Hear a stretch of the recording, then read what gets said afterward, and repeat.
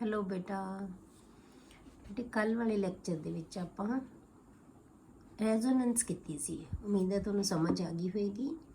ਦੂਸਰਾ ਟੌਪਿਕ ਕੀਤਾ ਸੀ ਆਪਾਂ ਬੇਟੇ ਪੋਲੈਰਿਟੀ ਆਫ ਬੌਂਡ। ਆਪਾਂ ਕਿਹਾ ਸੀ ਕਿ ਕੋਵੈਲੈਂਟ ਬੌਂਡ ਹੈ ਜਿਹੜਾ ਉਹ ਜਿਹੜੇ ਐਟਮਸ ਨੇ ਬੌਂਡ ਬਣਾਇਆ ਹੋਇਆ ਜੇ ਉਹਨਾਂ ਦੀ ਇਲੈਕਟ੍ਰੋਨੈਗੇਟਿਵਿਟੀ ਦੇ ਵਿੱਚ ਫਰਕ ਹੈ ਤਾਂ ਉਸ ਬੌਂਡ ਦੇ ਵਿੱਚ ਪੋਲੈਰਿਟੀ ਆ ਜਾਂਦੀ ਹੈ।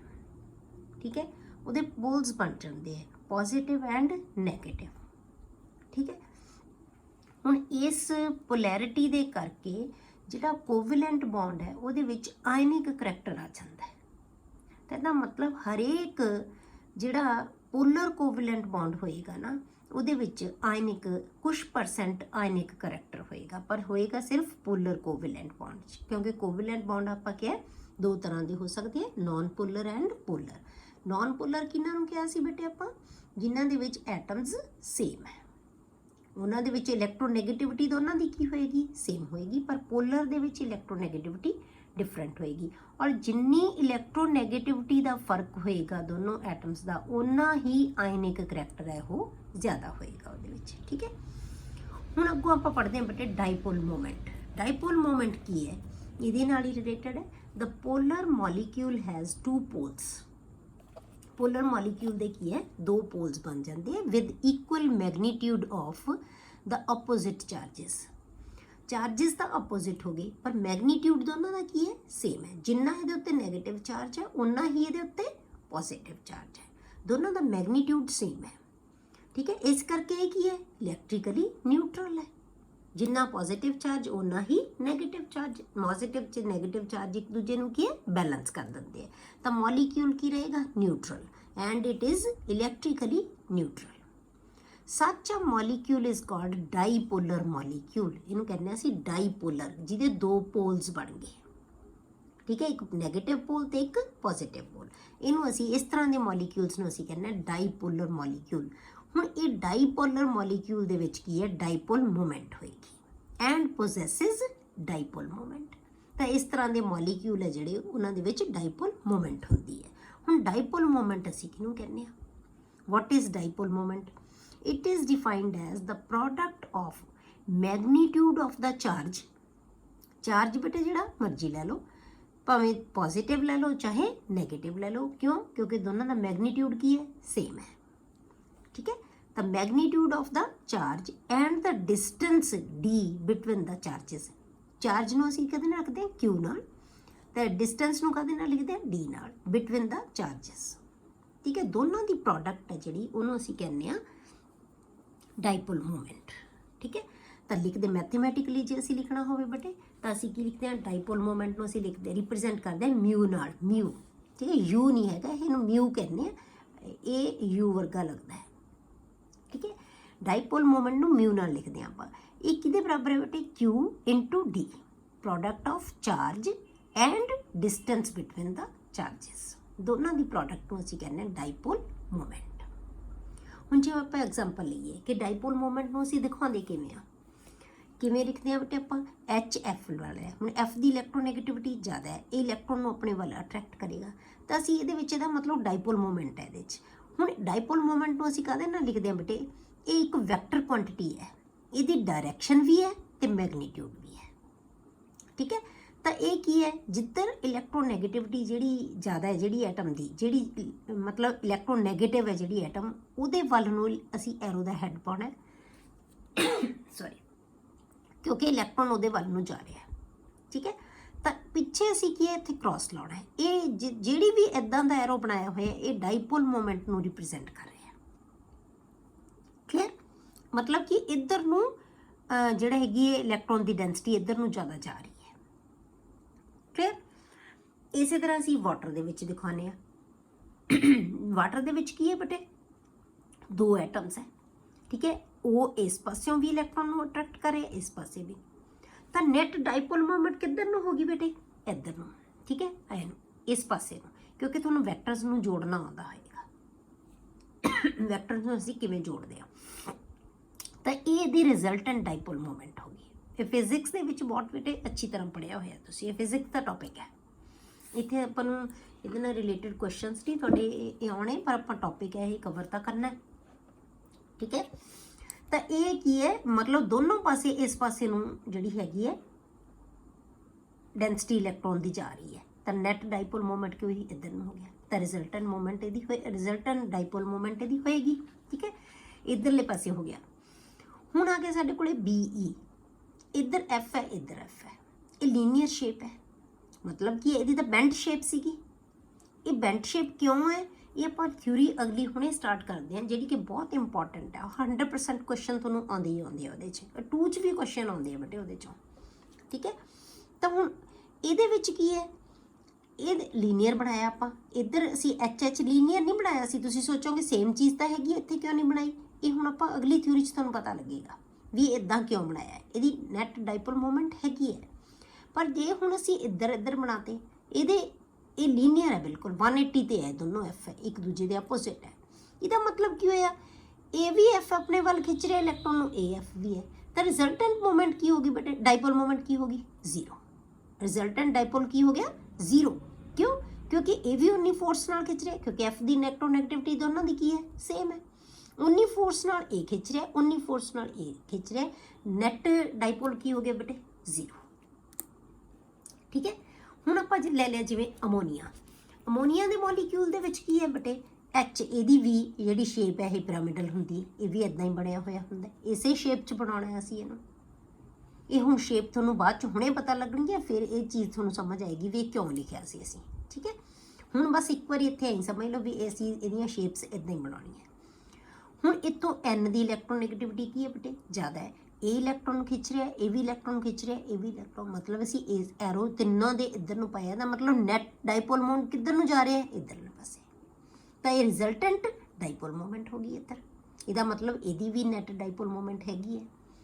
ਹੁਣ ਅਸੀਂ ਲੈ ਲਿਆ BF3, ਹੁਣ ਇੱਥੇ NH3 ਸੀ, ਇੱਥੇ BF। ਆਪਾਂ ਕੰਪੈਰੀਜ਼ਨ ਉਵੇਂ ਲਿਆ ਵੀ ਉਹੋ ਜਿਹੀਆਂ ਚੀਜ਼ਾਂ ਬਿਲਕੁਲ ਦੋ ਜਿਵੇਂ ਇੱਦਾਂ ਲਈਆਂ ਸੀ, ਇਹ ਵੀ ਬਿਲਕੁਲ ਉੱਦਾਂ ਹੀ ਹੈ। ਇਹ ਵੀ ਇੱਦਾਂ ਹੋਣਾ ਚਾਹੀਦਾ ਸੀ, ਪਰ ਇਹਦੀ ਸ਼ੇਪ ਕੀ ਹੈ, ਟ੍ਰਿਗੋਨਲ ਪਲੈਨਰ ਹੈ। ਇਹ ਟ੍ਰਾਇੰਗਲ ਦੇ ਵਿੱਚ ਹੈ, ਤੇ ਟ੍ਰਾਇੰਗਲ ਦੇ ਵਿੱਚ ਕੀ ਹੈ ਬੇਟੇ, ਤਿੰਨੇ F, ਇਹ ਹੁਣ ਉਲਟਾ ਹੈ। ਇਹ N ਆਪਣੇ ਵੱਲ ਖਿੱਚ ਰਿਹਾ ਸੀ, ਇਹ F ਆਪਣੇ ਵੱਲ। F ਦੀ ਇਲੈਕਟ੍ਰੋਨੈਗੇਟਿਵਿਟੀ ਕੀ ਹੈ, ਜ਼ਿਆਦਾ ਹੈ। ਇਹ ਸਾਰੇ ਪਾਸਿਓਂ F ਆਪਣੇ ਵੱਲ ਨੂੰ ਖਿੱਚ ਰਿਹਾ, ਤੇ ਇਹਦੀ ਨੈਟ ਡਾਈਪੋਲ ਮੂਵਮੈਂਟ ਕੀ ਹੋਗੀ ਬੇਟੇ, 0। ਰਿਜ਼ਲਟੈਂਟ ਜਿਹੜੀ ਡਾਈਪੋਲ ਹੈ ਉਹ ਕੀ ਹੋ ਗਿਆ, 0 ਹੈ।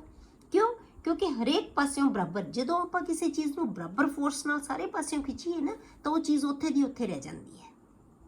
ਤਾਂ ਇਹਦੀ ਰਿਜ਼ਲਟੈਂਟ ਜਿਹੜੀ ਡਾਈਪੋਲ ਮੂਵਮੈਂਟ ਹੈ ਉਹ ਕੀ ਹੋਗੀ ਬੇਟੇ, 0 ਹੋਗੀ।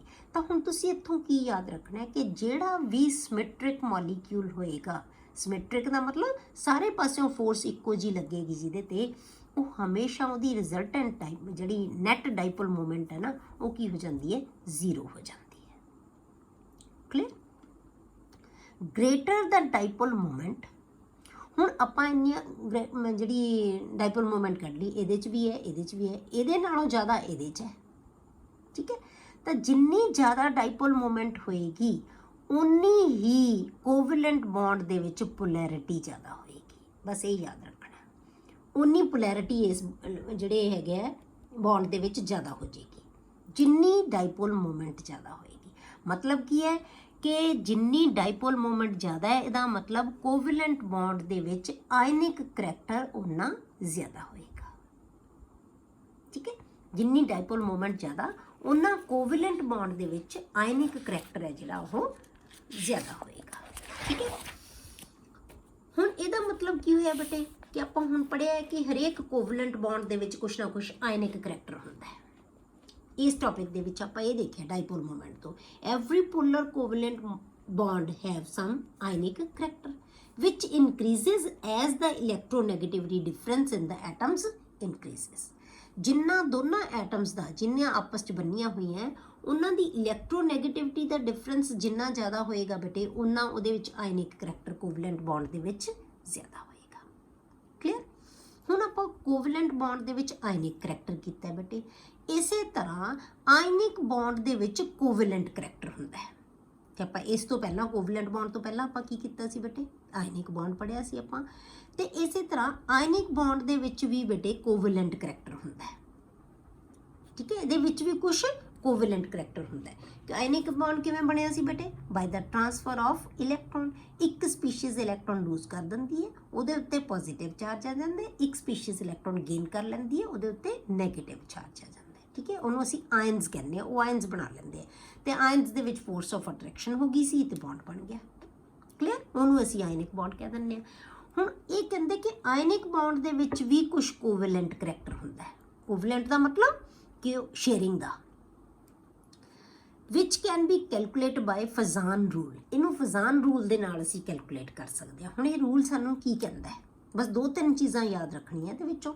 ਠੀਕ ਹੈ, ਇਹ ਬੇਟੇ ਚੀਜ਼ਾਂ ਨਾ, ਇਹ ਨਹੀਂ ਕਿ ਤੁਹਾਨੂੰ ਕੁਐਸਚਨ ਇਹਦੇ ਚੋਂ ਆਉਣਾ ਹੈ।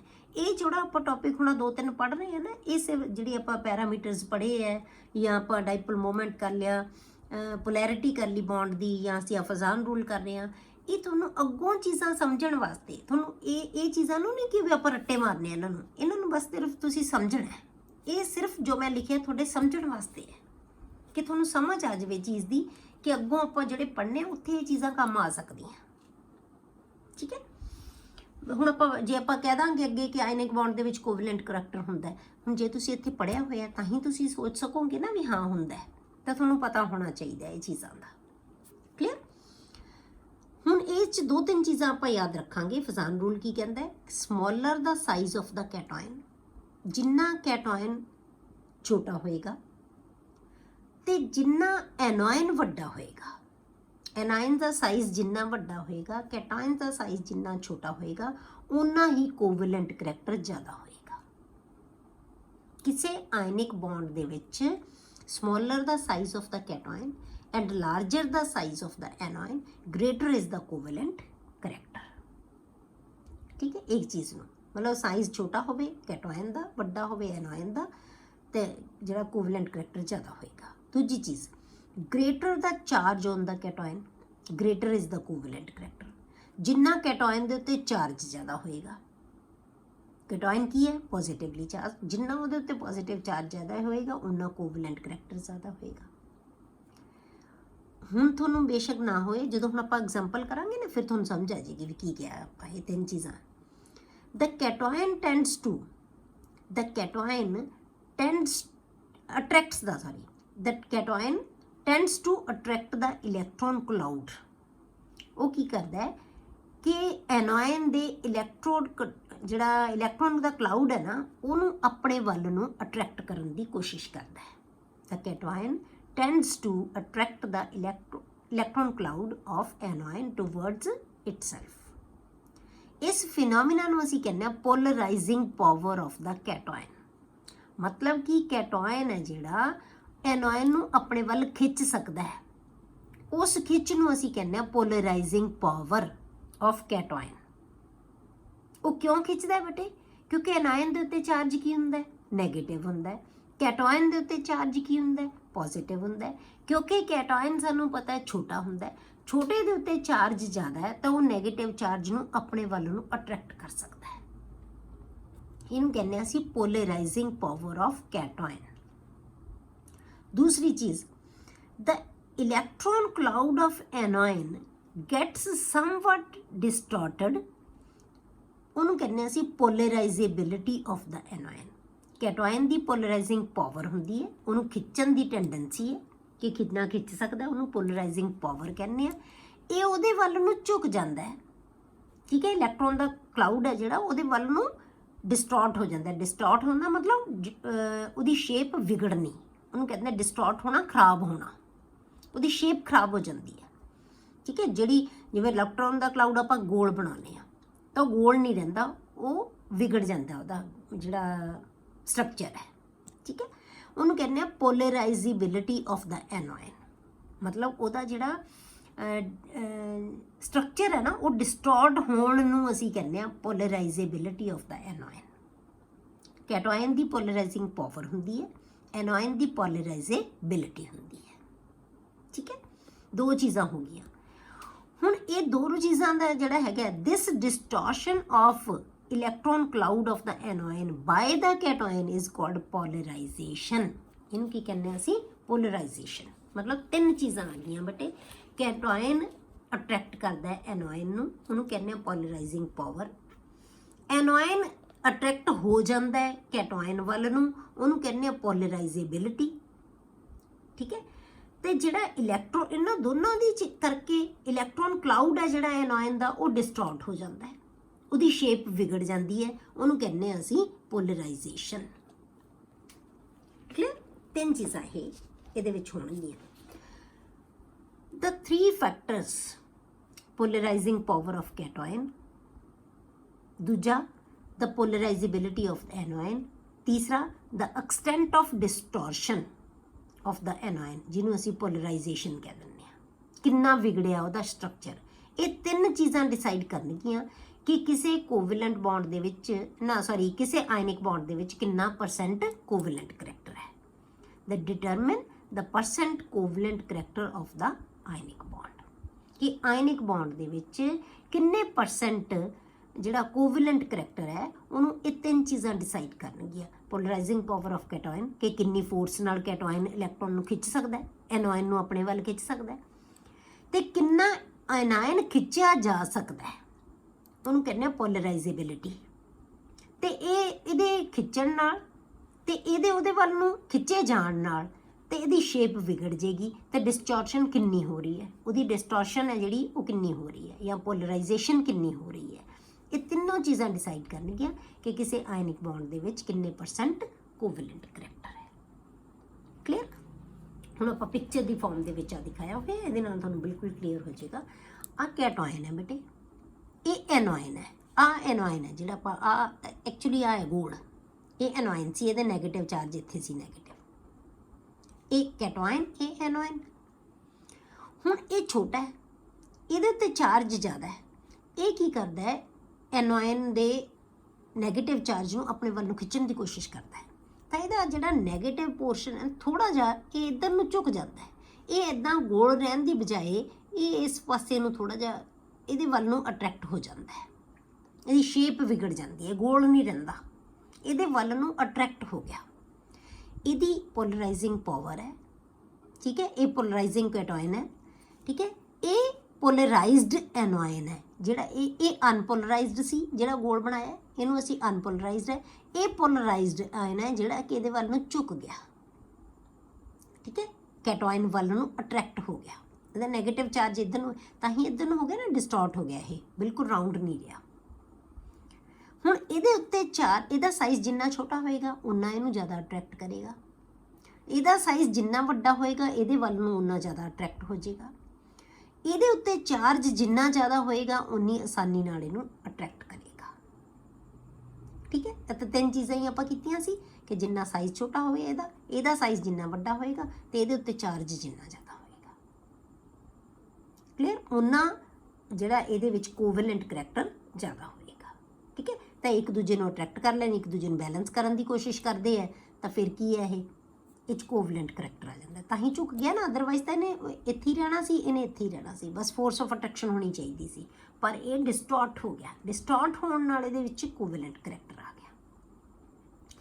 ਹੁਣ ਇਹਦੇ ਫਜ਼ਾਨ ਰੂਲ ਦੇ ਬੇਸ ਤੇ ਜੇ ਤੁਹਾਨੂੰ ਪੁੱਛਿਆ ਜਾਵੇ ਲੀਥੀਅਮ ਕਲੋਰਾਈਡ, ਸੋਡੀਅਮ ਕਲੋਰਾਈਡ ਤੇ KCl, ਠੀਕ ਹੈ, ਪੋਟਾਸ਼ੀਅਮ ਕਲੋਰਾਈਡ, ਇਹਨਾਂ ਤਿੰਨਾਂ ਦੇ ਵਿੱਚ ਕੋਵੈਲੈਂਟ ਕਰੈਕਟਰ ਕਿਹਦੇ ਵਿੱਚ ਜ਼ਿਆਦਾ ਹੋਏਗਾ?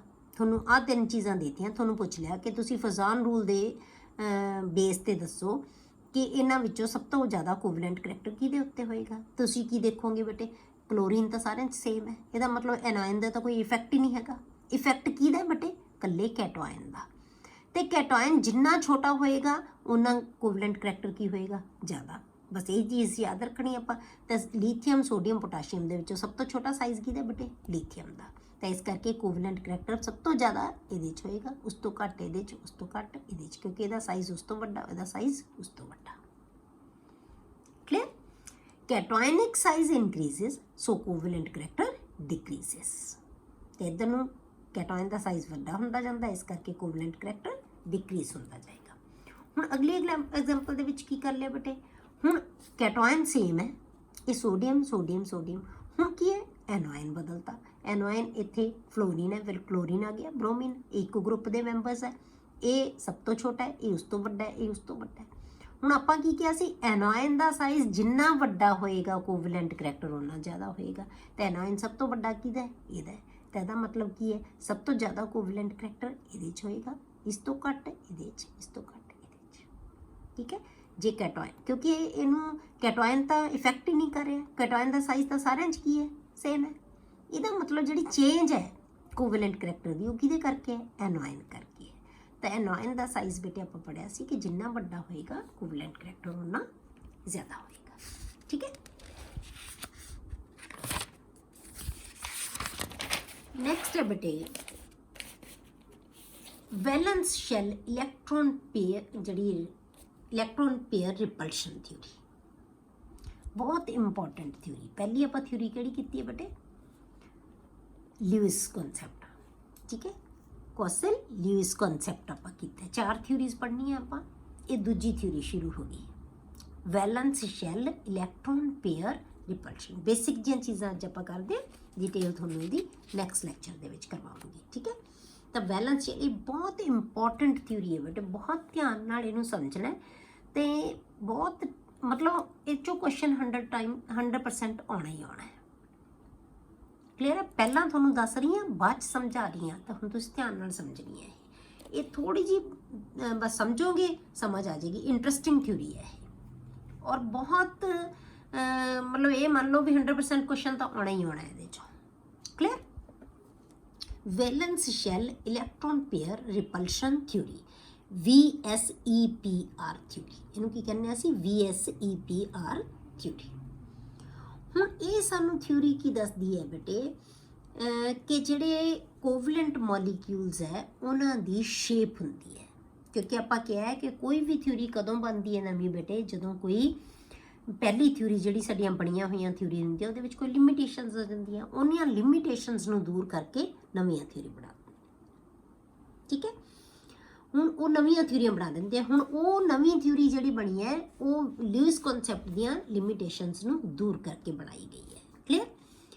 ਥਿਊਰੀ ਹੁਣ ਇਹਦੇ ਆਪਾਂ ਕਰਦੇ ਹਾਂ, this theory provides a simple procedure to predict the shapes of the covalent molecules. ਇਹ ਸਾਨੂੰ ਕੋਵਲੈਂਟ ਮੋਲੀਕਿਊਲਸ ਦੀ ਸ਼ੇਪ ਦੱਸਣ ਵਾਸਤੇ ਇੱਕ ਸਿੰਪਲ ਜਿਹਾ ਪ੍ਰੋਸੀਜਰ ਦੱਸਦੀ ਹੈ। ਇਹਦੇ ਅਕੋਰਡਿੰਗ ਅਸੀਂ ਬਹੁਤ ਆਸਾਨੀ ਨਾਲ ਦੱਸ ਸਕਦੇ ਹਾਂ ਕਿ ਕਿਹੜੇ ਮੋਲੀਕਿਊਲ ਦੀ ਸ਼ੇਪ ਕਿਹੋ ਜਿਹੀ ਹੋਏਗੀ। ਆਪਾਂ ਉਹਦੀ ਲਿਮਿਟੇਸ਼ਨ ਕੀਤੀ ਸੀ ਕਿ ਸਾਨੂੰ ਸ਼ੇਪ ਬਾਰੇ ਕੋਈ ਇਨਫੋਰਮੇਸ਼ਨ ਲਿਊਇਸ ਥਿਊਰੀ ਨਹੀਂ ਦਿੰਦੀ। ਇਹ ਥਿਊਰੀ ਬਣੀ ਸ਼ੇਪ ਵਾਸਤੇ ਹੈ, ਅਤੇ ਹੁਣ ਵੀ ਸਾਡੀਆਂ ਸ਼ੇਪਸ ਹੈ ਜਿਹੜੀਆਂ ਇਸੇ ਥਿਊਰੀ ਦੇ ਬੇਸ 'ਤੇ ਬਣੀਆਂ ਹੋਈਆਂ। ਠੀਕ ਹੈ। This theory is based on the repulsions of the electron pairs in the valence shell of the atom। ਇਹ ਤਾਂ ਸਾਨੂੰ ਨਾਮ ਤੋਂ ਹੀ ਪਤਾ ਲੱਗ ਗਿਆ ਕਿ ਵੈਲੈਂਸ ਸ਼ੈਲ ਦੇ ਵਿੱਚ ਜਿਹੜੇ ਇਲੈਕਟ੍ਰੋਨ ਹੈ ਉਹਨਾਂ ਦੀ ਰਿਪਲਸ਼ਨ ਦੇ ਬੇਸ ਤੇ ਇਹ ਥਿਊਰੀ ਬਣਾਈ ਗਈ ਹੈ। ਮਤਲਬ ਥਿਊਰੀ ਬਣਾਈ ਇਸ ਮਤਲਬ ਇਲੈਕਟ੍ਰੋਨ ਦੇ ਪੇਅਰ ਦੀ ਰਿਪਲਸ਼ਨ ਦੇ ਉੱਤੇ ਹੈ, ਇਸੇ ਬੇਸ ਤੇ ਹੀ ਕੋਵਲੈਂਟ ਮੋਲੀਕਿਊਲ ਦੀ ਸ਼ੇਪ ਬਣਾਈ ਗਈ ਹੈ। ਠੀਕ ਹੈ। ਹੁਣ ਜਿਹੜੇ ਇਲੈਕਟ੍ਰੋਨ ਪੇਅਰ ਦੀ ਰਿਪਲਸ਼ਨ ਹੈ ਇਹ ਅਲੱਗ-ਅਲੱਗ ਤਰ੍ਹਾਂ ਦੀ ਹੈ। ਇਹੀ ਥਿਊਰੀ ਇਹੀ ਸਮਝਾ ਰਹੀ ਹੈ ਕਿ ਕਿਸ ਤਰ੍ਹਾਂ ਦੀਆਂ ਰਿਪਲਸ਼ਨਸ ਹੈ ਜਿਹੜੀਆਂ ਇਲੈਕਟ੍ਰੋਨ ਦੀਆਂ ਹੋਣਗੀਆਂ ਜਿਹੜੇ ਵੈਲੈਂਸ ਸ਼ੈਲ ਦੇ ਵਿੱਚ ਹੈ। ਇਹ ਕਹਿੰਦੇ ਕਿ ਜਿਹੜੇ ਵੈਲੈਂਸ ਸ਼ੈਲ ਹੈ ਨਾ, ਇਲੈਕਟ੍ਰੋਨ ਹੈ, ਸਿਰਫ ਉਹੀ ਪਾਰਟਿਸਿਪੇਟ ਕਰਦੇ ਹੈ, ਅੰਦਰ ਵਾਲੇ ਇਲੈਕਟ੍ਰੋਨਸ ਨਾਲ ਤਾਂ ਕੋਈ ਲਾਗਾ ਦੇਗਾ ਹੀ ਨਹੀਂ।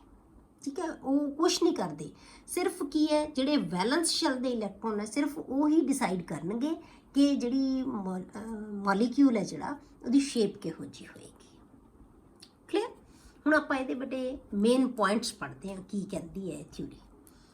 ਦ shape of a molecule depends upon the number of valence electron pair. Clear. ਸਭ ਤੋਂ ਪਹਿਲੀ ਚੀਜ਼ ਕੀ ਕਹਿੰਦੀ ਹੈ ਕਿ ਜਿਹੜੀ ਮੋਲੀਕਿਊਲ ਦੀ ਸ਼ੇਪ ਹੈ ਨਾ ਉਹ ਡਿਪੈਂਡ ਕਰਦੀ ਹੈ ਕਿ ਉਹਦੇ ਵੈਲੈਂਸ ਸ਼ੈਲ ਦੇ ਵਿੱਚ ਕਿੰਨੇ ਇਲੈਕਟ੍ਰੋਨ ਪੇਅਰ ਹੈ, ਚਾਹੇ ਉਹ ਬੌਂਡਡ ਹੈ ਚਾਹੇ ਉਹ ਨॉन ਬੌਂਡਡ ਹੈ। ਮਤਲਬ ਉਹਦੇ ਕਿੰਨੇ ਇਲੈਕਟ੍ਰੋਨ ਪੇ ਪੇਅਰ ਹੈ, ਭਾਵੇਂ ਬੌਂਡ ਬਣਾਏ ਹੋਏ ਹੈ ਚਾਹੇ ਲੋਨ ਪੇਅਰ ਹੈ। ਠੀਕ ਹੈ। ਨॉन ਬੌਂਡਡ ਕਿਹਨੂੰ ਕਹਿੰਦੇ ਬੇਟੇ, ਜਿਹੜੇ ਲੋਨ ਪੇਅਰਸ ਹੈ। ਆਪਾਂ ਇਲੈਕਟ੍ਰੋਨ ਦਿਖਾਏ ਸੀ ਨਾ, ਲਿਊ ਸਿੰਬਲ ਬਣਾਏ ਸੀ ਆਪਾਂ, ਕੋਈ ਤਾਂ ਇੱਕ ਦੂਜੇ ਐਟਮਸ ਨਾਲ ਬੌਂਡ ਬਣਾਇਆ ਹੋਇਆ ਸ਼ੇਅਰ ਕੀਤੇ ਹੋਏ ਹੈ, ਨਹੀਂ ਤਾਂ ਆਪਣੀ ਐਟਮ ਦੇ ਕੋਲ ਜਿੰਨੇ ਕੱਲੀ ਐਟਮ ਕੋਲੇ ਜਿਹੜੇ ਇਲੈਕਟ੍ਰੋਨ ਆ ਉਹਨੂੰ ਅਸੀਂ ਲੋਨ ਪੇਅਰ ਕਹਿ ਦਿੰਦੇ ਹਾਂ ਜਾਂ ਨॉन ਬੌਂਡਡ ਇਲੈਕਟ੍ਰੋਨਸ ਕਹਿ ਦਿੰਦੇ ਹਾਂ।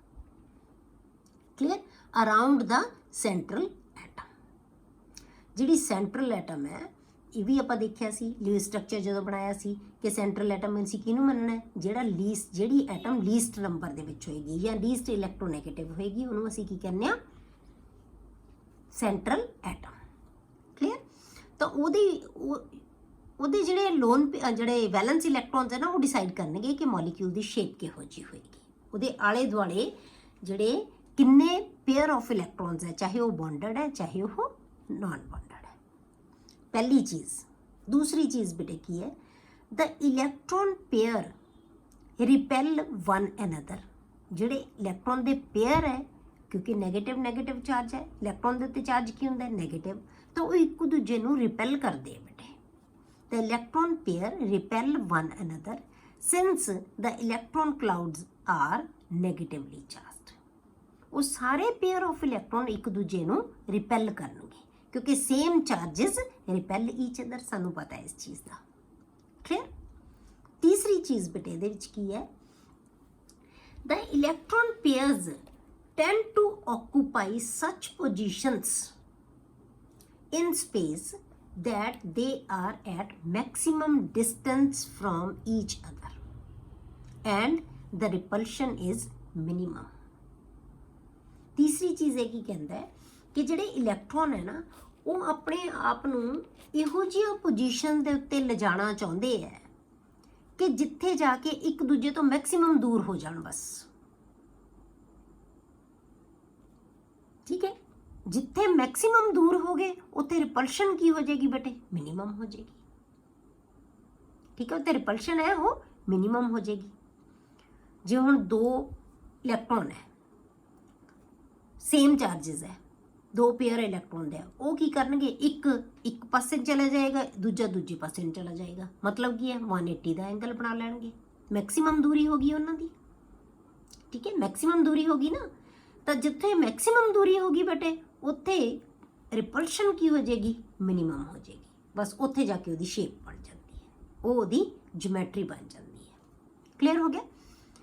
The electron pairs tend to occupy such positions in space that they are at maximum distance from each other। ਮਤਲਬ ਇੱਕ ਦੂਜੇ ਤੋਂ ਪੂਰੀ ਦੂਰੀ ਤੇ ਜਾ ਸਕਣ। And repulsion is minimum। Clear? ਅਗਲਾ ਪੁਆਇੰਟ ਹੈ ਬੇਟੇ, a multiple bond is treated as a single bond। ਜਿੱਥੇ ਮਲਟੀਪਲ ਬੌਂਡ ਆ ਜਾਏਗਾ ਉਹਨੂੰ ਵੀ ਅਸੀਂ ਸਿੰਗਲ ਬੌਂਡ ਹੀ ਟ੍ਰੀਟ ਕਰਨਾ ਹੈ। ਬਸ ਇਹਦੇ 'ਚ ਧਿਆਨ ਰੱਖਣਾ ਹੈ। ਪਹਿਲਾਂ ਕੀ ਹੈ, ਕੀ ਪੜ੍ਹਿਆ ਸੀ ਆਪਾਂ ਕਿ ਜਿਹੜੀ ਮੋਲੀਕਿਊਲ ਦੀ ਸ਼ੇਪ ਹੈ ਉਹ ਕਿਹਦੇ ਤੇ ਡਿਪੈਂਡ ਕਰਦੀ ਹੈ ਬੇਟੇ, ਸੈਂਟਰਲ ਐਟਮ ਦੇ ਵੈਲੈਂਸ ਇਲੈਕਟ੍ਰੋਨ ਪੇਅਰਸ ਦੇ ਉੱਤੇ, ਚਾਹੇ ਉਹ ਬੌਂਡਡ ਹੈ ਚਾਹੇ ਉਹ ਨॉन ਬੌਂਡਡ ਹੈ। ਦੂਜਾ ਉਹ ਕੀ ਕਹਿੰਦਾ ਕਿ ਜਿਹੜੇ ਇਲੈਕਟ੍ਰੋਨ ਦੇ ਪੇਅਰ ਹੈ ਬੇਟੇ, ਚਾਹੇ ਉਹ ਬੌਂਡਡ ਹੈ ਚਾਹੇ ਉਹ ਨॉन ਬੌਂਡਡ ਹੈ, ਉਹ ਇੱਕ ਦੂਜੇ ਨੂੰ ਰਿਪੈਲ ਕਰਦੇ ਹੈ। ਠੀਕ ਹੈ, ਉਹ ਇੱਕ ਦੂਜੇ ਨੂੰ ਰਿਪੈਲ ਕਰਦੇ। ਰਿਪੈਲ ਕਿਉਂ ਕਰਦੇ ਹੈ, ਕਿਉਂਕਿ ਉਹਨਾਂ ਦੇ ਉੱਤੇ ਨੈਗੇਟਿਵ ਚਾਰਜ ਹੈ। ਉਹ ਸਾਰੇ ਇੱਕ ਦੂਜੇ ਨੂੰ ਰਿਪੈਲ ਕਰਨਗੇ। ਤੀਸਰੀ ਚੀਜ਼ ਹੈ ਕੀ ਕਹਿੰਦਾ ਕਿ ਜਦੋਂ ਰਿਪਲਸ਼ਨ ਉਹਨਾਂ ਦੇ ਵਿੱਚ ਹੈਗੀ ਹੈ, ਕਹਿੰਦਾ ਰਿਪੈਲ ਕਰਦੇ ਹੈ। ਰਿਪੈਲ ਜਦੋਂ ਹੋਣਗੇ ਇੱਕ ਦੂਜੇ ਤੋਂ ਉਹ ਦੂਰ ਜਾਣ ਦੀ ਕੋਸ਼ਿਸ਼ ਕਰਨਗੇ। ਉਹ ਕਹਿੰਦੇ ਕਿ ਆਪਣੇ ਆਪ ਨੂੰ ਉਹ ਇਹੋ ਜਿਹੀਆਂ ਪੋਜੀਸ਼ਨਸ ਦੇ ਉੱਤੇ ਸੈੱਟ ਕਰ ਲੈਣਗੇ ਸਪੇਸ ਦੇ ਵਿੱਚ ਜਿੱਥੇ ਉਹਨਾਂ ਦਾ ਮੈਕਸਿਮਮ ਡਿਸਟੈਂਸ ਹੋ ਜਾਏਗਾ ਤੇ ਰਿਪਲਸ਼ਨ ਹੈ ਜਿਹੜੀ ਉਹ ਕੀ ਹੋ ਜਾਏਗੀ, ਮਿਨੀਮਮ ਹੋ ਜਾਏਗੀ। ਕਲੀਅਰ। ਇੱਕੇ ਨਿੱਕੀ ਚੀਜ਼ ਯਾਦ ਰੱਖਣੀ ਹੈ ਕਿ ਜਿੱਥੇ ਮਲਟੀਪਲ ਬੌਂਡ ਹੋਏਗਾ ਉਹਨੂੰ ਅਸੀਂ ਸਿੰਗਲ ਬੌਂਡ ਹੀ ਟ੍ਰੀਟ ਕਰਨਾ ਹੈ, ਉਹਨੂੰ ਹੀ ਮੰਨਣਾ ਹੈ। ਮਤਲਬ ਚਾਹੇ ਇੱਕ ਐਟਮ ਇੱਕ ਬੌਂਡ ਨਾਲ ਬੰਨੀ ਹੋਈ ਹੈ ਦੂਜੀ ਐਟਮ ਨਾਲ, ਚਾਹੇ ਉਹ ਡਬਲ ਬੌਂਡ ਨਾਲ ਹੈ, ਮਤਲਬ ਪੋਜੀਸ਼ਨ ਉਹਦੀ ਉਹੀ ਹੋਏਗੀ। ਇਹ ਨਹੀਂ ਹੈ ਕਿ ਦੋ ਥਾਵਾਂ ਤੇ ਤਾਂ ਜਾ ਨਹੀਂ ਸਕਦੀ ਉਹ। ਠੀਕ ਹੈ, ਬੰਨਿਆ ਤਾਂ ਇੱਕ ਐਟਮ, ਮਤਲਬ ਹੈ ਤਾਂ ਦੋ ਐਟਮਸ ਹੀ ਨਾ ਉਹ। ਠੀਕ ਹੈ, ਤੇ ਭਾਵੇਂ ਉਹ ਸਿੰਗਲ ਬੌਂਡ ਹੈ ਚਾਹੇ ਉਹ ਡਬਲ ਬੌਂਡ ਹੈ। ਮਤਲਬ ਕੀ ਹੈ, ਹੁਣ ਦੇਖੋ ਜਿਵੇਂ ਆਪਾਂ ਇੱਥੇ ਬਣਾਤਾ, ਇਹਦੇ ਨਾਲ ਆਪਾਂ ਸਪੋਜ਼ ਕਰੋ ਆਪਾਂ ਇੱਥੇ ਬਣਾ ਲਿਆ ਸੀ ਤੇ ਇਹਦੇ ਨਾਲ O ਹੈ, ਇਹ ਸਿੰਗਲ ਬੌਂਡ ਲਓ, ਚਾਹੇ ਇਹਨੂੰ ਆਪਾਂ ਦੋ ਡਬਲ ਬੌਂਡ ਬਣਾ ਲਓ। ਕਲੀਅਰ ਹੋ ਗਿਆ। ਦੂਜਾ ਆਪਾਂ O ਲੈ ਲਿਆ, ਇਹ ਡਬਲ ਬੌਂਡ ਨਾਲ ਹੈ। ਇਹ ਮਤਲਬ ਕੀ ਹੈ ਤਾਂ ਇਹ C ਤੇ O ਹੀ ਬੰਨਿਆ ਹੋਇਆ ਨਾ, ਇਹ ਇੱਕ ਦੂਜੇ ਨੂੰ ਦੂਰੀ ਮੈਕਸਿਮਮ ਤੇ ਲੈ ਜਾਣਗੇ, ਭਾਵੇਂ ਉਹ ਸਿੰਗਲ ਬੌਂਡ ਨਾਲ ਹੈ ਚਾਹੇ ਉਹ ਡਬਲ ਬੌਂਡ ਹੈ। ਮਤਲਬ ਡਬਲ ਬੌਂਡ ਨੂੰ ਤੁਸੀਂ ਸਿੰਗਲ ਬੌਂਡ ਹੀ ਕੰਸੀਡਰ ਕਰਨਾ ਹੈ। ਕਲੀਅਰ। ਹੁਣ ਇਹ ਕਹਿੰਦਾ ਕਿ ਜਿਹੜੀਆਂ ਰਿਪਲਸ਼ਨਸ ਹੈ ਨਾ ਉਹਨਾਂ ਨੂੰ ਬਹੁਤ ਡਿਟੇਲ 'ਚ ਦੱਸਿਆ ਉਹਨਾਂ ਨੇ ਕਿ ਰਿਪਲਸ਼ਨਸ ਹੈ ਜਿਹੜੀਆਂ ਕਿਹੋ ਜਿਹੀਆਂ ਹੁੰਦੀਆਂ ਉਹਨਾਂ ਦੇ ਵਿੱਚ ਪੇਅਰ ਆਫ ਇਲੈਕਟ੍ਰੋਨਸ ਦੇ ਵਿੱਚ। Order of repulsive interactions of the electron pairs. ਹੁਣ ਇਲੈਕਟ੍ਰੋਨ ਪੇਅਰ ਦੇ ਵਿੱਚ ਜਿਹੜੀਆਂ ਰਿਪਲਸ਼ਨਸ ਹੁੰਦੀਆਂ, ਚਾਹੇ ਇਹਨੂੰ ਰਿਪਲਸਿਵ ਇੰਟਰੈਕਸ਼ਨਸ ਕਹਿ ਲਓ ਬੇਟੇ, ਚਾਹੇ ਰਿਪਲਸ਼ਨਸ ਕਹਿ ਦਿਓ ਇਹਨੂੰ, ਠੀਕ ਹੈ। ਤਾਂ ਇੰਟਰੈਕਸ਼ਨਸ ਦੋ ਤਰ੍ਹਾਂ ਦੀਆਂ ਹੁੰਦੀਆਂ ਨਾ, ਇੱਕ ਅਟਰੈਕਟਿਵ ਤੇ ਇੱਕ ਰਿਪਲਸਿਵ ਹੁੰਦੀਆਂ, ਤੇ ਇੰਟਰੈਕਸ਼ਨਸ ਹੀ ਹੈ ਨਾ, ਠੀਕ ਹੈ। ਤੇ ਇਹ ਇੰਟਰੈਕਸ਼ਨਸ ਹੈ ਜਿਹੜੀਆਂ ਉਹ ਕੀ ਹੈ, ਆਪੋਜ਼ਿਟ ਚਾਰजेस ਦੇ ਵਿੱਚ ਕੀ ਹੁੰਦੀਆਂ, ਅਟਰੈਕਟਿਵ ਹੁੰਦੀਆਂ ਇੰਟਰੈਕਸ਼ਨਸ। ਤਾਂ ਜਿਹੜੀਆਂ ਸੇਮ ਚਾਰजेस ਦੇ ਵਿੱਚ ਕੀ ਹੁੰਦੀਆਂ ਬੇਟੇ, ਇੰਟਰੈਕਸ਼ਨਸ ਰਿਪਲਸਿਵ ਹੁੰਦੀਆਂ। ਕਲੀਅਰ। ਤਾਂ ਆਰਡਰ ਆਫ ਰਿਪਲਸ਼ਨਸ ਜਾਂ order of repulsive interactions of electron pairs, ਉਹਨਾਂ ਦਾ ਆਰਡਰ ਕੀ ਹੈ, ਬਸ ਇਹਨੂੰ ਯਾਦ ਰੱਖਣਾ ਹੈ। ਲੋਨ ਪੇਅਰ ਰਿਪਲਸ਼ਨ, ਜੇ ਦੋ ਲੋਨ ਪੇਅਰ ਹੋਣਗੇ ਉਹਨਾਂ ਦੇ ਵਿੱਚ ਰਿਪਲਸ਼ਨ ਸਭ ਤੋਂ ਜ਼ਿਆਦਾ ਹੁੰਦੀ ਹੈ। ਕਲੀਅਰ। ਉਸ ਤੋਂ ਘੱਟ ਬੇਟੇ ਹੁੰਦੀ ਹੈ ਲੋਨ ਪੇਅਰ ਤੇ ਬੌਂਡ ਪੇਅਰ ਦੇ ਵਿੱਚ, ਸਭ ਤੋਂ ਘੱਟ ਹੁੰਦੀ ਹੈ ਬੌਂਡ ਪੇਅਰ ਤੇ ਬੌਂਡ ਪੇਅਰ ਦੇ ਵਿੱਚ। ਇਹ ਲਿਊਇਸ ਜਿਹੜੇ ਇਹਦੀ valence shell electron pair repulsion theory ਦਾ ਮੇਨ ਚੀਜ਼ ਹੈ, ਆਹ ਵਾਲੀ ਲਾਈਨ। ਬਸ ਇਸ ਬੇਸ ਤੇ ਸਾਰੀਆਂ ਸ਼ੇਪਸ ਹੈ ਜਿਹੜੀਆਂ ਡਿਪੈਂਡ ਕਰਦੀਆਂ, ਇਸ ਲਾਈਨ ਨੂੰ ਯਾਦ ਰੱਖਣਾ ਹੈ। Lone pair repulsion is greater than lone pair bond pair is greater than bond pair. ਇਹਨੂੰ ਅਸੀਂ ਐਲਪੀ ਕਹਿ ਦਿੰਦੇ ਹਾਂ, ਲੋਨ ਪੇਅਰ, ਫਿਰ LP BP lone pair bond pair, ਫਿਰ ਬੀਪੀ ਬੌਂਡ ਪੇਅਰ। ਇਹ ਰਿਪਲਸ਼ਨਸ ਦਾ ਆਰਡਰ ਯਾਦ ਰੱਖਣਾ। ਕਲੀਅਰ ਹੋ ਗਿਆ। ਇਸ ਬੇਸ ਤੇ ਹੀ ਬੇਟੇ ਜਿਹੜੀਆਂ ਮੋਲੀਕਿਊਲਸ ਦੀਆਂ ਜਿਓਮੈਟਰੀਜ਼ ਬਣਨਗੀਆਂ, ਸਿਰਫ ਇਸੇ ਬੇਸ ਤੇ। ਤਾਂ ਜਿਹੜੀਆਂ ਜਿਓਮੈਟਰੀਜ਼ ਹੈ ਉਹ ਦੋ ਤਰ੍ਹਾਂ ਦੀਆਂ ਬਣਾਉਂਦੇ ਹੈ, ਇਹ ਮੋਲੀਕਿਊਲਸ ਦੋ ਤਰ੍ਹਾਂ ਦੀਆਂ ਜਿਓਮੈਟਰੀਜ਼ ਬਣਾਉਂਦੇ ਆ ਬੇਟੇ। The molecules are divided into two categories. ਇਹਨਾਂ ਰਿਪਲਸ਼ਨਸ ਦੇ ਬੇਸ ਤੇ ਆਪਾਂ ਸ਼ੇਪ ਬਣੇਗੀ। ਤਾਂ ਹੁਣ ਜਿਹੜੇ ਮੋਲੀਕਿਊਲ ਹੈ ਉਹਨਾਂ ਨੂੰ ਅਸੀਂ ਦੋ ਕੈਟੇਗਰੀਜ਼ ਦੇ ਵਿੱਚ ਡਿਵਾਈਡ ਕਰਤਾ, ਠੀਕ ਹੈ। ਪਹਿਲੀ ਤਾਂ ਰੈਗੂਲਰ ਜਿਓਮੈਟਰੀ, ਦੂਜੀ ਇਰੈਗੂਲਰ ਜਿਓਮੈਟਰੀ। ਰੈਗੂਲਰ ਜਿਓਮੈਟਰੀ ਕਿਹਨਾਂ ਦੇ ਵਿੱਚ ਹੁੰਦੀ ਹੈ ਬੇਟੇ, ਉਹ ਮੋਲੀਕਿਊਲਸ ਜਿਨ੍ਹਾਂ ਦੇ ਵਿੱਚ ਸਿਰਫ ਸਾਰੇ ਦੇ ਸਾਰੇ ਬੌਂਡ ਪੇਅਰਸ ਹੋਣਗੇ, ਉਹਦੇ ਵਿੱਚ ਕੋਈ ਵੀ ਲੋਨ ਪੇਅਰ ਨਹੀਂ ਹੋਏਗਾ, ਠੀਕ ਹੈ। ਤਾਂ molecules in which the central atom has only bond pairs of electrons and has no lone pair of electron। ਉਹਦੇ ਵਿੱਚ ਸਿਰਫ ਬੌਂਡ ਪੇਅਰ ਹੀ ਬਣੇ ਹੋਣਗੇ, ਕੋਈ ਲੋਨ ਪੇਅਰ ਹੋਏਗਾ ਹੀ ਨਹੀਂ, ਠੀਕ ਹੈ। ਤਾਂ ਉਹਨੂੰ ਅਸੀਂ ਕੀ ਕਹਾਂਗੇ, ਰੈਗੂਲਰ ਜਿਓਮੈਟਰੀ। ਮਤਲਬ ਇੱਕੋ ਹੀ ਤਰ੍ਹਾਂ ਦੇ ਬੌਂਡ ਪੇਅਰ ਹੀ ਹੈ, ਮਤਲਬ ਆਹ ਤਾਂ ਚੀਜ਼ਾਂ ਉਹਦੇ 'ਚ ਆਉਣੀਆਂ ਹੀ ਨਹੀਂ। ਕਲੀਅਰ ਹੋ ਗਿਆ। ਉਹਦੀ ਜਿਓਮੈਟਰੀ ਕੀ ਰਹੇਗੀ, ਰੈਗੂਲਰ, ਕਿਉਂਕਿ ਇਕੱਲੇ ਲੋਨ ਪੇਅਰ ਤਾਂ ਹੋ ਹੀ ਨਹੀਂ ਸਕਦੇ ਬੇਟੇ, ਇਕੱਲੇ ਲੋਨ ਪੇਅਰ ਤਾਂ ਹੋਣੇ ਨਹੀਂ ਨਾ ਕਿਸੇ ਸਪੀਸ਼ੀਜ਼ ਦੇ ਵਿੱਚ, ਬੌਂਡ ਪੇਅਰ ਤਾਂ ਜ਼ਰੂਰ, ਤਾਂ ਹੀ ਸ਼ੇਪ ਬਣੇਗੀ ਨਾ। ਜੇ ਕੋਈ ਨਾਲ ਬੌਂਡ ਬਣਿਆ ਹੋਇਆ ਉਹਦੇ, ਕੋਈ ਬੌਂਡਡ ਐਟਮ ਹੈਗੀ ਹੈ ਤਾਂ ਹੀ ਸ਼ੇਪ ਬਣੇਗੀ। ਤਾਂ ਉਹਦੇ 'ਚ ਲੋਨ ਪੇਅਰ ਦੋ ਹੋ ਸਕਦੇ ਹੈ, ਇਸ ਕਰਕੇ ਲੋਨ ਪੇਅਰ ਰਿਪਲਸ਼ਨ ਤਾਂ ਹੋਏਗੀ, ਠੀਕ ਹੈ। ਤੇ ਜੇ ਲੋਨ ਪੇਅਰ ਵਿੱਚ ਆ ਗਿਆ ਤਾਂ ਉਹਦੀ ਸ਼ੇਪ ਹੋਰ ਤਰ੍ਹਾਂ ਦੀ ਹੋਏਗੀ। ਜੇ ਉਹਦੇ ਕੋਲ ਇਕੱਲੇ ਹੀ ਬੌਂਡ ਪੇਅਰਸ ਹੈ ਤਾਂ ਉਹਦੀ ਜਿਓਮੈਟਰੀ ਹੈ ਜਿਹੜੀ ਬਹੁਤ ਰੈਗੂਲਰ ਹੋਏਗੀ। ਬਹੁਤ ਈਜ਼ੀ ਜਿਓਮੈਟਰੀਜ਼ ਹੁੰਦੀਆਂ ਲੋਨ ਪੇਅਰ ਨਾ ਬੌਂਡ ਪੇਅਰ ਦੀਆਂ। ਕਲੀਅਰ। ਤਾਂ ਹੁਣ ਇਹਨਾਂ ਕੋਲ ਇਕੱਲੇ ਬੌਂਡ ਪੇਅਰਸ ਹੋਣਗੇ, ਕੋਈ ਉਹਨਾਂ ਕੋਲ ਲੋਨ ਪੇਅਰ ਨਹੀਂ ਹੋਏਗਾ, ਉਹਨਾਂ ਨੂੰ ਕਹਿੰਦੇ ਅਸੀਂ ਰੈਗੂਲਰ ਜਿਓਮੈਟਰੀ। ਦੂਜਾ ਆ ਗਿਆ ਬੇਟੇ ਇਰਰੈਗੂਲਰ ਜਿਓਮੈਟਰੀ। ਇਰਰੈਗੂਲਰ ਜਿਓਮੈਟਰੀ ਕਿੰਨਾ ਕੋਲ ਹੋਏਗੀ, ਜਿਨ੍ਹਾਂ ਮੋਲੀਕਿਊਲਸ ਦੇ ਵਿੱਚ ਬੌਂਡ ਪੇਅਰਸ ਦੇ ਨਾਲ ਲੋਨ ਪੇਅਰ ਵੀ ਹੋਣਗੇ। The molecules in which the central atom has one or more lone pairs along with the bond pairs। bond pair ਤਾਂ ਹੋਣੇ ਹੀ ਹੋਣੇ ਹੈ, ਉਹਨਾਂ ਬੌਂਡ ਪੇਅਰਸ ਦੇ ਨਾਲ ਉਹਦੇ ਕੋਲ ਲੋਨ ਪੇਅਰਸ ਵੀ ਹੋਣਗੇ, ਚਾਹੇ ਇੱਕ ਹੋਵੇ ਚਾਹੇ ਜ਼ਿਆਦਾ ਹੋਵੇ। ਇੱਕ ਵੀ ਲੋਨ ਪੇਅਰ ਆ ਗਿਆ ਨਾ ਤਾਂ ਉਹਦੇ ਨਾਲ ਜਿਹੜੇ ਹੈਗੀ ਹੈ ਰਿਪਲਸ਼ਨ ਦਾ ਫਰਕ ਪੈ ਜਾਣਾ ਬੇਟੇ, ਕਿਉਂਕਿ ਇਹਦੇ ਨਾਲੋਂ ਉਹ ਤਾਂ ਕੱਲੀਆਂ ਜਿਹੜੇ ਜਿਨ੍ਹਾਂ ਕੋਲ ਇਕੱਲੇ ਬੌਂਡ ਪੇਅਰ ਉਹਨਾਂ ਕੁਝ ਤਾਂ ਸਿਰਫ ਇੱਕ ਤਰ੍ਹਾਂ ਦੀਆਂ ਰਿਪਲਸ਼ਨਸ ਹੋਣਗੀਆਂ। ਜਿਹਦੇ 'ਚ ਇੱਕ ਲੋਨ ਪੇਅਰ ਆ ਗਿਆ ਉਹਦੇ 'ਚ ਕੀ ਹੈ, ਲੋਨ ਪੇਅਰ ਤੇ bond pair, lone pair bond pair ਤੇ ਬੌਂਡ ਪੇਅਰ ਹੋ ਗਈਆਂ। ਜਿਹਦੇ 'ਚ ਇੱਕ ਤੋਂ ਜ਼ਿਆਦਾ ਹੋ ਗਿਆ ਉਹਦੇ 'ਚ ਤਿੰਨੇ ਤਰ੍ਹਾਂ ਦੀਆਂ ਫੋਰਸਿਸ ਹੋ ਜਾਣਗੀਆਂ, ਠੀਕ ਹੈ। ਜਿਓਮੈਟਰੀ ਉਨੀ ਕੰਪਲਿਕੇਟਡ ਹੁੰਦੀ ਜਾਏਗੀ, ਸਮਝ ਗਏ। ਤਾਂ ਸਿੰਪਲ ਕਿਹੜੇ ਹੈ, ਰੈਗੂਲਰ, ਜਿਨ੍ਹਾਂ ਕੋਲ ਇਕੱਲੇ ਬੌਂਡ ਪੇਅਰ ਹੈ। ਜਿਵੇਂ ਆਪਾਂ ਮੰਨ ਲਓ CH4 ਹੈ, C ਦੇ ਕੋਲੇ 4 ਇਲੈਕਟ੍ਰੋਨ ਹੁੰਦੇ ਆ, H ਕੋਲੇ ਇੱਕ ਇਲੈਕਟ੍ਰੋਨ, ਚਾਰੇ ਇਲੈਕਟ੍ਰੋਨ ਉਹਨੇ ਆਪਣੇ ਯੂਜ਼ ਕਰ ਲਏ, ਸਾਰੇ ਬੌਂਡ ਪੇਅਰ ਬਣ ਗਏ, ਕੋਈ ਲੋਨ ਪੇਅਰ ਕਿਸੇ ਕੋਲ ਹੈ ਹੀ ਨਹੀਂਗਾ, ਤਾਂ ਇੱਕ ਰੈਗੂਲਰ ਜਿਓਮੈਟਰੀ ਬਣੇਗੀ। ਜਿਵੇਂ ਆਪਾਂ ਵਾਟਰ ਬਣਾਇਆ, ਵਾਟਰ ਦੇ ਵਿੱਚ ਕੀ ਹੈ ਬੇਟੇ, ਆਕਸੀਜਨ ਕੋਲੇ 6 ਇਲੈਕਟ੍ਰੋਨ ਹੁੰਦੇ ਆ, 2 ਨੇ ਸ਼ੇਅਰ ਕਰ ਲਏ ਹਾਈਡਰੋਜਨ ਨਾਲ, ਹਾਈਡਰੋਜਨ ਕੋਲੇ ਇੱਕ ਇੱਕ ਹੀ ਹੁੰਦਾ, 2 ਹੀ ਯੂਜ਼ ਕੀਤੇ। 4 ਇਲੈਕਟ੍ਰੋਨ ਉਹਦੇ ਕੋਲੇ ਕੀ ਹੈ ਬੇਟੇ, ਇਨ ਦਾ ਫਾਰਮ ਆਫ ਲੋਨ ਪੇਅਰਸ। ਤਾਂ ਉਹਦੀ ਜਿਓਮੈਟਰੀ ਕੀ ਹੋਏਗੀ ਤੇ ਉਹ ਇਸ ਕੈਟਾਗਰੀ 'ਚ ਆਏਗਾ, ਇਰੈਗੂਲਰ ਜਿਓਮੈਟਰੀ ਹੋਏਗੀ। ਤਾਂ ਇਹਨੂੰ ਆਪਾਂ ਬਹੁਤ ਡਿਟੇਲ 'ਚ ਪੜਾਂਗੇ ਬੇਟੇ ਅਗਲੇ ਲੈਕਚਰ ਦੇ ਵਿੱਚ। ਕੱਲ੍ਹ ਵਾਲੇ ਲੈਕਚਰ 'ਚ ਕਰਾਂਗੇ ਆਪਾਂ ਇਹਦੀਆਂ ਡਿਟੇਲਸ, ਰੈਗੂਲਰ ਜਿਓਮੈਟਰੀਜ਼ ਐਂਡ ਇਰੈਗੂਲਰ। ਇਹਨੂੰ ਚੰਗੀ ਤਰ੍ਹਾਂ ਸਮਝ ਲਓ, ਇਹਦੇ ਪੁਆਇੰਟਸ ਨੂੰ ਬੇਟੇ। ਤਾਂ ਇਹਨੂੰ ਜਦੋਂ ਤੁਸੀਂ ਸਮਝ ਲਓਗੇ ਤਾਂ ਜਿਓਮੈਟਰੀਜ਼ ਬਹੁਤ ਈਜ਼ੀਲੀ ਸਮਝ ਆ ਰਹੀਆਂ। ਬਹੁਤ ਇੰਟਰਸਟਿੰਗ ਹੈ, ਬਹੁਤ ਵਧੀਆ ਢੰਗ ਨਾਲ ਆਪਾਂ ਜਿਓਮੈਟਰੀਜ਼ ਕਰਾਂਗੇ ਆਪਾਂ, ਠੀਕ ਹੈ। ਤਾਂ ਇਹਨਾਂ ਦੇ ਬੇਸ 'ਤੇ ਬਸ ਇਹਦੇ ਪੁਆਇੰਟਸ ਯਾਦ ਰੱਖ ਲਿਓ ਕਿ ਜਿਹੜੀ ਸ਼ੇਪ ਹੈ ਮੋਲੀਕਿਊਲ ਦੀ ਉਹ ਵੈਲੈਂਸ ਇਲੈਕਟ੍ਰੋਨ ਪੇਅਰ 'ਤੇ ਡਿਪੈਂਡ ਕਰਦੀ ਹੈ, ਠੀਕ ਹੈ। ਤਾਂ ਜਿਹੜੇ ਇਲੈਕਟ੍ਰੋਨ ਦੇ ਪੇਅਰ ਹੈ ਇੱਕ ਦੂਜੇ ਨੂੰ ਰਿਪੈਲ ਕਰਦੇ ਹੈ, ਤੇ ਰਿਪੈਲ ਕਰਕੇ ਉਹ ਇੱਕ ਦੂਜੇ ਨੂੰ ਇਹੋ ਜਿਹੀਆਂ ਪੋਜੀਸ਼ਨਸ 'ਤੇ ਲੈ ਲੈਂਦੇ ਆ ਜਿੱਥੇ ਮੈਕਸਿਮਮ ਡਿਸਟੈਂਸ ਹੋਏਗਾ ਤੇ ਮਿਨੀਮਮ ਰਿਪਲਸ਼ਨ ਹੋਏਗੀ। ਬਸ ਆਹ ਚੀਜ਼ਾਂ ਨੂੰ ਯਾਦ ਰੱਖੋ। ਤਾਂ ਇਸ ਬੇਸ 'ਤੇ ਉਹਨੇ ਦੱਸਤਾ ਕਿ ਲੋਨ ਪੇਅਰ ਰਿਪਲਸ਼ਨ ਜ਼ਿਆਦਾ ਹੁੰਦੀ ਹੈ as compare to lone pair bond pair is greater than bond pair, ਠੀਕ ਹੈ। ਅਗਲੇ ਹੁਣ ਆਪਾਂ ਜਿਓਮੈਟਰੀਜ਼ ਹੈ ਜਿਹੜੀਆਂ ਇਹਦੀਆਂ ਕੱਲ੍ਹ ਡਿਸਕਸ ਕਰਾਂਗੇ।